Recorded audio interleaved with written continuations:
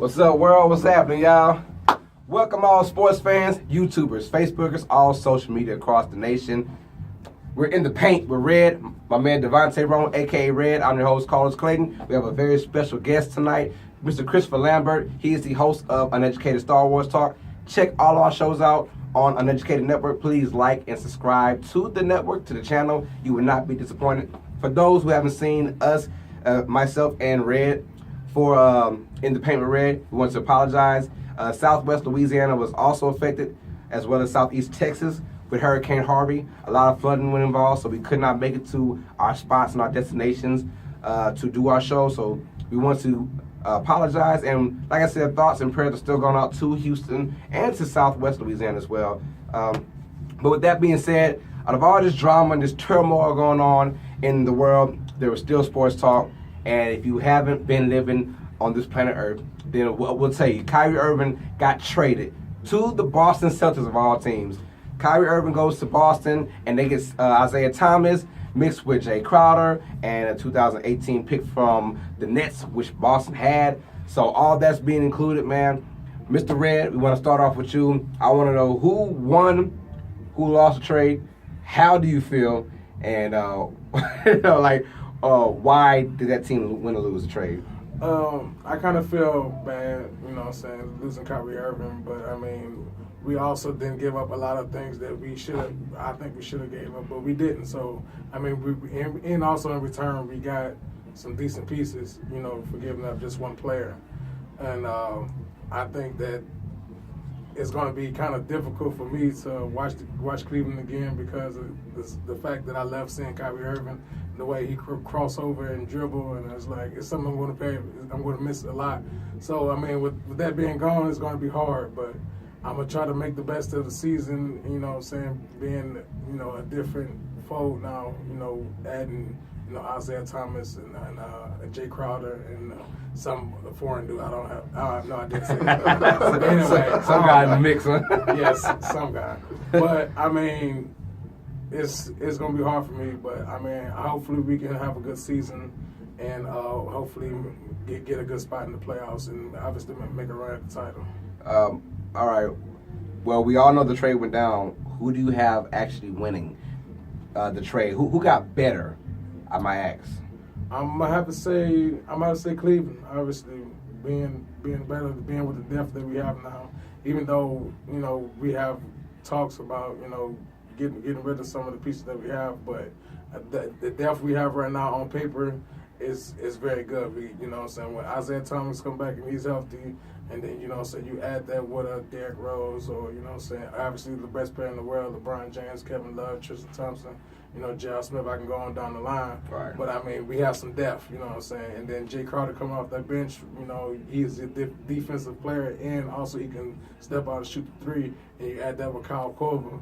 And, and we have some nice players. And also we got somebody from the old Magic, the Jeff Green, he's a somewhat of a decent player, I think, that he can be better. And, but... I mean, I really think Cleveland got the best of the deal. We added more depth, what we've really been lacking, obviously, in the finals. Having no bench depth at all, just none. Right. Got beat just bad. But I like it. But also, too, like I said, we only gave up one person for three people in the draft pick. So that's why we think we won the deal. So. Okay. Mr. Lambert, how you feel about Kyrie going to Boston, man? Do you think the Celtics with that piece with Kyrie, don't forget, we also had Jason Tatum being a pick. We also had Gordon Hayward going to Boston as well. Did Boston do enough to overthrow Cleveland, and how do you feel about the trade? I feel like they have enough to overcome Cleveland, but I don't think they will because Cleveland still have LeBron, the best player in the world. What they got with the trade, to me, I feel like both players are kind of the same offensively. The difference is defensively. Kyrie not a two-way player, but he can play defense when he wants. And maybe he needs to up that when he wants. Right. Yeah. So he can be that great two-way player. But what Cleveland got back in having wing defenders and Jay Crowder, already having Jeff Green, like you said, that's big for them. That's why I think Red, how you say, they won the trade. the Celtics might have won the splash of it all, Right. making the big scene, getting Kyrie and all. But in the long run, I think Cleveland did get better. I don't know if it necessarily closes that hole with the Warriors though. That's the end. I was getting ready to say, the one team I did who did win was the Golden State Warriors. Yes, I think Isaiah and Kyrie are kind of the same person, but Kyrie's a little bit better than Isaiah Thomas at most things. That being said, Kyrie's the reason why they even had decent matches with the Warriors. To be honest, I think Isaiah, like Christian said, he's a liability on defense, and he's gonna be eaten up. So when you see Kyrie guarding Steph, now you got Isaiah guarding Steph, and that's not pretty. Warriors, anybody on the Warriors. Yeah, exactly. You can't hide them on the You can't hide them. Yeah, no, you can't hide them. And I seen Kyrie guard Klay Thompson a few times. So, but with that being said, Isaiah's gonna be shown against that one team. I mean, but so like I said, the Warriors, that gap is not. We don't close that gap on the Warriors. We know we don't. But I mean, with the addition, at least. We have some pieces that I think they can defend somewhat better than what we had, like with Kyrie. Because I mean, like you said, Kyrie want to play defense when he wants to.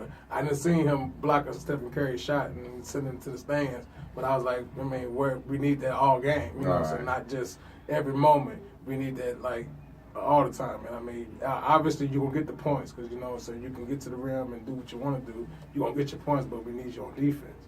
You know what I'm saying?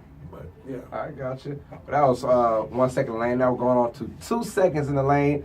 Still talking about the Kyrie Irving Boston Celtics trade, but we want to talk about it almost not happening. It almost did go down for a second. Word got out, and we all knew that Isaiah Thomas did not go for surgery on his hip. He has a bad hip. We all know that. But it went out, and Cleveland doctors were saying that it was worse than what they thought it was. So they went out and said, hey, Boston, excuse me. We're going to need another asset if you want to complete this trade because Isaiah might not even start the season. Now, I want to know, because Isaiah came out and said, I don't care what no one's talking about. I know myself. I'm not damaged goods. That's what he said. I'm not damaged goods. Mr. Lambert, I want to know, is Isaiah damaged goods or not? He can say what he wants. He's hurt right now. He damaged goods. Right. say what you want. But it all really depends on when he's gonna be able to get back. How's rehab going? How Cleveland gonna look throughout the season without him, and how they do when he get back. That's the big thing to me. And I hate to see that because you want a fair trade. Not to say the trade wasn't unfair, but it's like he's not even probably going to be ready for the first month of the season. Yeah, I'm hearing that. But that sucks. You want to see him a part of the team, get that chemistry because it's a long season. You don't just click like that. We've seen great players come together and they still struggle at times and have to get over that hump of playing with each other and knowing who's going to take over the ball when. And, you got to work towards all that. Right. So hopefully he get better fast, and they get on the court to work all this out. Right. Is Isaiah Thomas damaged goods, man? He's nothing but people say 5'9", but let's be in reality right now. The man's 5'7". He's my height with a bad hip. He's in the land of the giants. He's a little big man, like you call him. But is he damaged goods? Because I think Cleveland knew going in he had a bad hip. Now, they said it was worse, but that was part of their tactics. They kind of knew they probably had a game plan saying that we know he has a bad hip, but let's go ahead and say it's worse than what we think it is to get a second pick because they wound up getting a second-round pick. I'm pretty sure the Boston didn't mind getting that pick at all, but still. How do you feel? Is he damaged goods or not? I kind of feel like, yes, he's damaged goods because, yes, you're hurt. And you can't play right now, but I kind of feel like he has somewhat of a chip on his shoulder. Yeah. I kind of feel like he's kind of hungry. He's somewhat hungry than what Kyrie is. I mean, yes, Kyrie didn't win a championship, but I think he didn't take LeBron really serious. And that's how I feel about the situation. But I think what Isaiah Thomas is that he's very humble. He's very, okay, I want to learn how to get better. I want to be at that championship level. Show me, instead of just, being hard headed and Right. and I want to intervene. Oh, Go ahead. I feel like you're giving just a little disrespect to Kyrie. Was Kyrie not the one that hit that big shot over Klay Yeah, I Thompson? mean, in the I understand finals? that. Yeah, he did. I mean, but still, you know what I'm saying? Is LeBron taking him for granted? After after 3 years of being with the team, all of a sudden now you want to get traded. We don't want a championship. I done took you to the finals three straight times. You didn't take me. I could have. No. I was just a bigger part of that But as you. I mean, the 6 years or 4 years before I got back, you know what I'm saying? What was you doing? You weren't even in a playoff spot, not even an 8th spot, bottom of the league, bottom feeder, and you supposed to be Kyrie Irving, the man. And now since I came back, I took us to the finals. Yes, first year we lose, you injured. Okay, it's okay, cool. Second year we get down 3-1. Okay, now it's time to play ball. What you gonna do? We played ball. We won a championship. Okay, come on now. Did Cleveland build around me how they built around you as soon as you got back? I mean, but you They didn't make trades for me. It's like as soon as you got back, we trade. Who was it? Wiggins. They traded Wiggins for love. As soon as you get back, I didn't get that type of treatment. And I think that's Kyrie big deal. Yeah. He just want to be the man. I think he talk a lot with Kobe out here. Yeah. That's a big mentor of his. And I can't blame him. I mean, yes, you was in Cleveland, you did your thing, you got your championship. Now you want to be the man. So I can't blame you, but still, I mean, come on, man. We've been playing together for 3 years now. I understand that we are a team together, but if it wasn't for me being are we here, really together with you throwing shade about you might be leaving? Yeah, are I mean, we really together, if you want to leave, be my guest. But hey, look, I still got this ring. I'm not worried about it. I still got this ring. I'm in Cleveland doing it. I did something for the city of Cleveland that ain't been done in so long. But Kyrie was a part of that. Yeah, he was a part of it. And like I said, I don't want to hit the shot. So if I'm hitting the shot, I'm not going nowhere. I'm staying right here in Cleveland. You want to leave? Be gone. I'll hit the shot other places too. Yeah. So Isn't Kyrie from like Australia or something like that? Like, I I don't think he can't hit a big shot for Australia. He can't go to his hometown and win. You know, that's kind of degrading. But back to the Isaiah Thomas thing. I think he is very damaged goods. Like I say, he has to come to play hungry. He has to come to play to want it. And I think if he plays like that, I think we'll get a Warriors, not a 5-game series. Because I'm very pissed about that 5-game series that we had. Even though a lot of people say that I blame Durant, but hey, who else can I blame? I mean, we took them to 6 games being injured. You know what I'm saying? And then obviously we took them to 7 games being healthy, and everybody says Stephen Curry was hurt. But I mean, hey, it is what it is. But what I'm saying is, if Isaiah Thomas can be hungry and humble and want to do big things, just come to play and give it your all. And also too, Derrick Rose also has to be hungry too. I think if he's hungry and he plays to his MVP levels, I think that we're gonna be a hard team to beat if Derrick Rose can play and stay healthy too. Also. All right. Well, I'll ask this question: Boston and Cleveland. I guess you guys both have Cleveland, right, to advance to the finals. My thing is, this year, does LeBron have to win a championship to stay? Is that the only way LeBron stays in Cleveland if he wins a championship?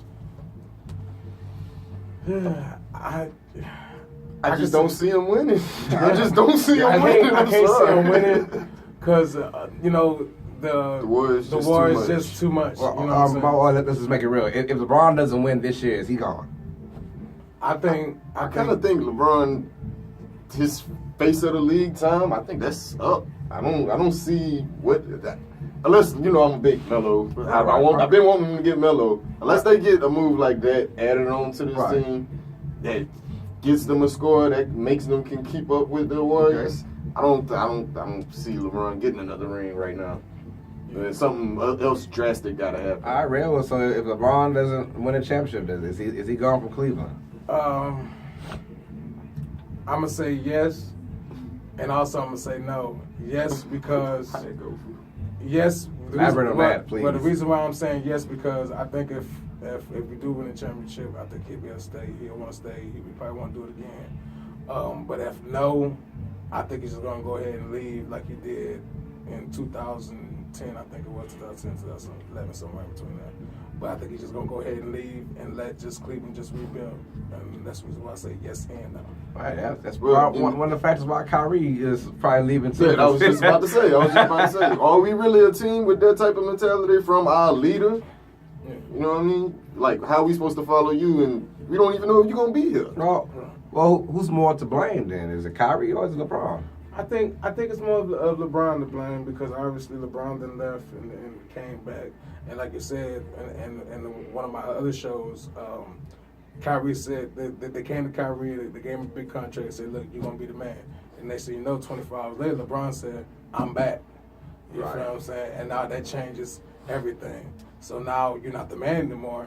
You are a part of this team, Big Three now, and all this stuff. And then trades that went down, different people that came into town, and everything is just like, crazy. But, I mean, you the man now. So be the man. Be the man. Show me what you can do. About to find out. And if you do get to the Eastern Conference Finals, we're going to be ready. That's all I can say. All right. We're going to be ready. Well, that was 2 seconds in the lane. Let's go with 3 seconds in the lane. We've talked about now the past couple shows of Red's top 30 players in the NBA. We've done 30 through, I believe it is 16 now, so we're on 15 through 11. So elaborate more on that. Number 15, this is a very shocker for all of us, including myself, but this is Red's top 30 list, so you know what? We are not judging on here, because we cannot judge this. Make your own list. Yeah, make your own list. You want to judge this. This is my Make list, your own yes, list. yes. At number 15, Red, tell everybody who you got, man. I got John Wall at number 15. Woo! The reason why I put John Wall at 15, I think he's a dynamic point guard. He can get to the rim. But his 3-point shot is kind of sometimes there and sometimes not. But he has hit some big shots, Right. and they went in. But I just think he's just a dynamic speed type of guy, spin move to the rim. I mean, the guy's great. I mean, I love him from his Kentucky days to now. You know what I'm saying? Him being in the league. So that's the reason why I put him at number 15. You think he's that high just because of his jump shot, Chris? You feel like he should be higher? I think he should be lower on the list, as in like a top 10 player. Okay.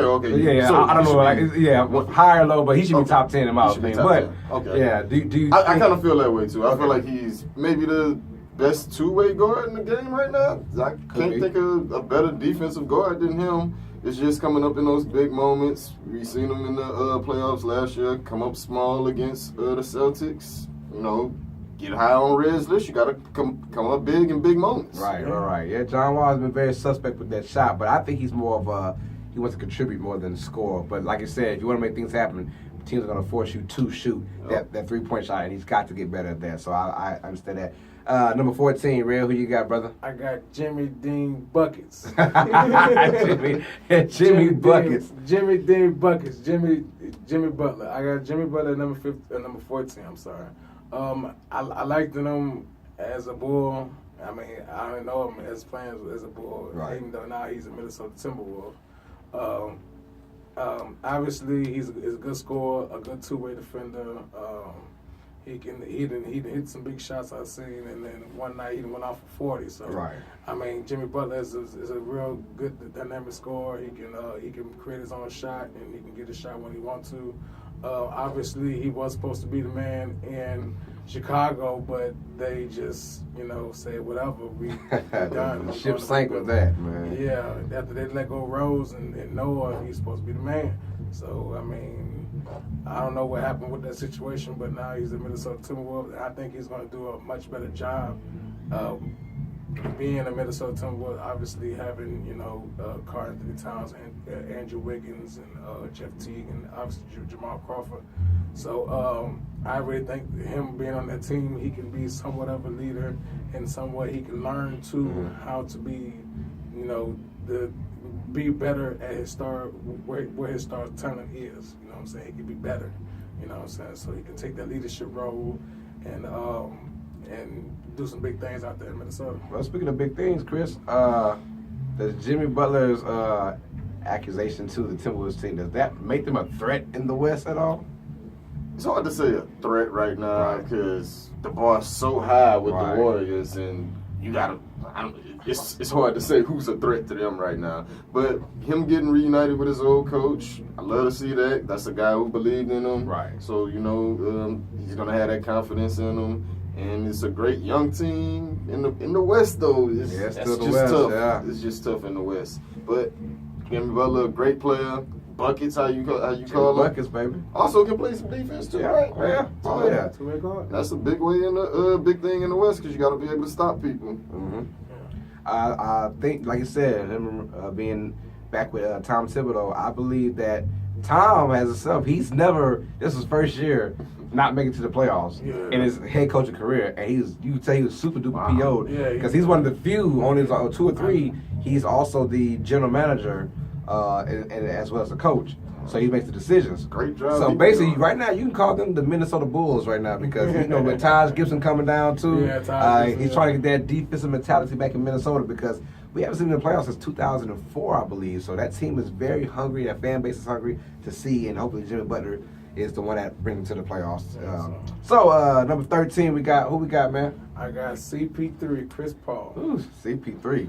Yeah, former New Orleans Hornet, / Pelican. You can say that, since they changed the name. And former, also too, Los Angeles Clippers. I think Chris Paul deserves that 13th spot because obviously he's a good defender and he's also a great scorer. And he can assist. He can be throwing up dives. The LA Clippers, Lob City. You know what I'm saying? They throwing up lives. People getting dunked on, and it's all off Chris Paul feeds. You feel what I'm saying? Right. So that's the reason why I put him at that spot. I think 13 was good for him because he does a lot for the team. He's a leader. He can basically do a lot for the team, being a floor general and running the show. In his career, we all know, Chris, that he's never gone to the Western Conference Finals. He's only played in the West, but he's never even gone to the Western Conference Finals. Are you okay with him on that list, 13 is fine, or do you want to see him in a better position or in a worse position? I'm not too familiar with Red's list, so it's hard to say. I'm just saying, it's just Chris Paul in general, and right now. I think he should be higher. Okay. 18 points a game for his career, 9.9 assists, basically the walking double-double, the walking coach on the floor. Right. You know what I mean? Put everybody in their right places. Led that Lob City thing going on, like you said, but never made it really into nothing. The knack on Chris Paul is he's always come up small in huge moments, and I've witnessed him come up small in a lot of huge moments, whether it was for the Hornets or for the Clippers. Yeah. Mainly for the Clippers, though, to be honest.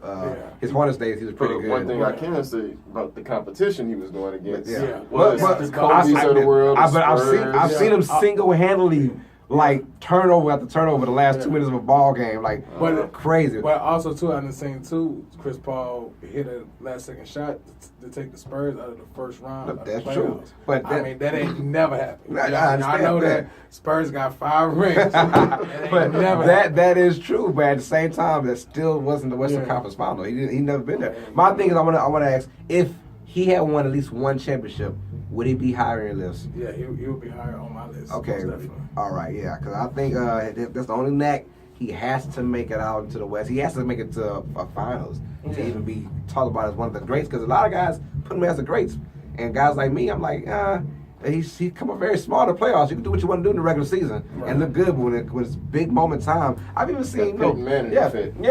But Peyton has 2 Super Bowls, so I mean, even he can be like, please, I got my Super Bowl. So Chris Paul, he's gonna be, he's in his early 30s now, and he still hasn't even been to a Western Conference Final. So that's the knack on him, man. So go ahead with number 12, Mr. Red. I got DeMarcus Cousins at number 12. Boogie. I got Big Boogie. Yeah, that's what they call him, Boogie. But the reason why I got him at number 12, obviously he's a good low post scorer. He can get into the paint and do some damage. He can bang you up a little bit, and also too he can step out and shoot the 3. And obviously he's a double machine. I know he averaged I think 20 and 10. I think one of the years. I think it was last year, maybe. I don't know. But he was a big man. Big man, he can do big things. Obviously, getting traded to the Pelicans, trying to change up his game a little bit. Obviously, playing alone, another big man than Anthony Davis. they kind of changed up the game. But also, I like that big man tandem down here in New Orleans. You know what I'm saying? So, DeMarcus Cousins is a very, very decent player. That's the reason why I put him at number 12. DeMarcus Cousins, Chris, we all know about his attitude, the way he is on the court. Off the court, no problem. So, but on the court, he has a very bad attitude. Is that the reason why people are looking at him like a superstar yet, just because of his attitude? Yeah, he should change that. Right. But not, because a lot of times people say that's from the passion of the game, that they love what they're doing and they passionate about it, so they get so angry because you get the most mad at the stuff that you love the most, or however that saying goes. But he's been the best big man besides Anthony Davis in the game for a while. Post moves galore, can score on anybody. Just need to straighten up that attitude. Learn to not yell at the refs because they ain't going nowhere. There's those two. I mean, I understand now they have a full season together, and we all know it's the crazy West. Now, I'm not a believer in this team still, just because the West is just that talented and that deep. Right.